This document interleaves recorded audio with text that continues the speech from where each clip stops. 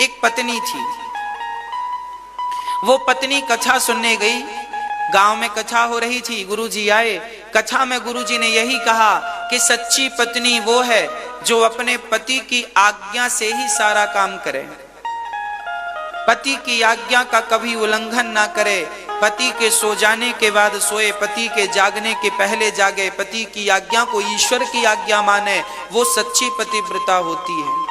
पति जब कहे तो भोजन करे, पति जब कहे तो पति की आज्ञा का पालन। अब वो पत्नी ने कथा सुनी तो उसने अपने पति के प्रति प्रेम जगा लिया और वो अपने पति से भगवान की तरह प्रेम करने लगी। रोज पति की आरती उतारती, रोज पति के पांव धोती, रोज पति की सेवा करती, चरण धोती, आरती उतारती और हाथ जोड़ के खड़ी हो जाती। और जब तक उसके पति ना कहें तब तक वो भोजन नहीं करती। अब उसने कथा से संकल्प ले लिया कि जब तक मेरा पति नहीं कहेगा मैं भोजन नहीं करूंगी। आज सुबह उसका पति भोजन करके चला गया। शाम को आया, शाम को पति ने भोजन किया, सो गया। उसने अपनी पत्नी से कहा नहीं कि भोजन कर लो, क्योंकि रोज नहीं कहता था तो उसकी आदत नहीं थी। पूरा दिन उस स्त्री ने भूखे रखा। कहा नहीं अपने पति से कि तुम हमसे कहो तब हम खाएं। ऐसे नहीं थी कि करवा चौथ में पति खवाना भूल गया, खिलाना भूल गए तो गुस्सा हो जाए। हाँ, उसने कोई शिकायत नहीं की, कोई शिकायत नहीं की। दूसरे दिन फिर पति भोजन करके चले गए। शाम को फिर खा के सो गया।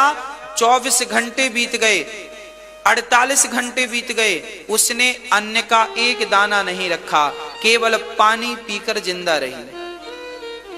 3 दिन बीत गए, 4 दिन बीत गए। शरीर ऐसा हो गया कि अब प्राण निकल जाएंगे, पर फिर भी वो पति की सेवा करती, फिर भी पति की आरती उतारती, चरण धोती और पति की सेवा करती, हर आज्ञा का पालन करती। पति गाली दे तो हाथ जोड़ के बैठी है, पति स्तुति करे तो हाथ जोड़कर बैठी है। पति की आज्ञा ही वो ईश्वर की आज्ञा। कोई प्रत्युत्तर नहीं था। पति गाली दे रहा है तो सुन रही है, प्रसन्न है। पति स्तुति कुछ अच्छा कह रहा तो भी खुश है, कोई उसे फर्क नहीं पड़ता। 4 दिन हो गए, अब उसके प्राण निकलने वाले थे। तभी जानते हो क्या हुआ? तभी भगवान समझ गए कि अब ये मर जाएगी।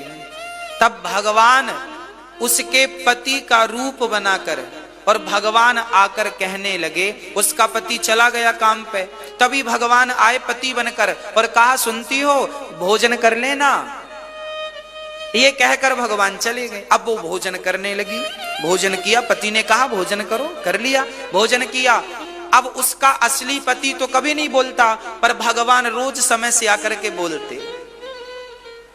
एक दिन क्या हुआ, उसके पति काम पर नहीं गए थे, उनकी तबीयत जरा खराब थी।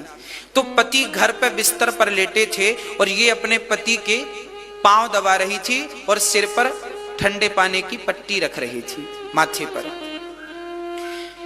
अच्छा, ये पट्टी रख रही है, पांव दबा रही है, और तभी भगवान के आने का टाइम हो गया।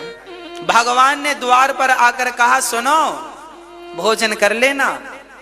अब ये चक्कर में पड़ गई कि मेरे पति तो ये हैं, पांव दबा रही, ये कौन कह रहा। तुरंत बाहर गई, पांव पकड़ लिया, पांव पकड़ करके रोने लगी, मुझे पता है कि आप कृष्ण कन्हैया हो, आप ही मुझे रोज कहने आते हो भोजन कर लेना, भोजन कर लेना। हे नाथ, आपकी तलाश थी, आपकी तलाश थी, आप मिल गए। भगवान ने उन्हें दर्शन दिया, दर्शन देकर कृतार्थ किया। कहने का तात्पर्य क्या है कि इस पति की सेवा की तो वो पति मिल गया जिसकी चाहत थी, जिसकी तलाश। जिस पति को अपने पति के भीतर तुम क्या देखती थी, भगवान को देखती थी ना, तो आज भगवान मिल गए कि नहीं? हाँ भक्तों, इस पति से उस पति तक पहुंचना ही जीवन है।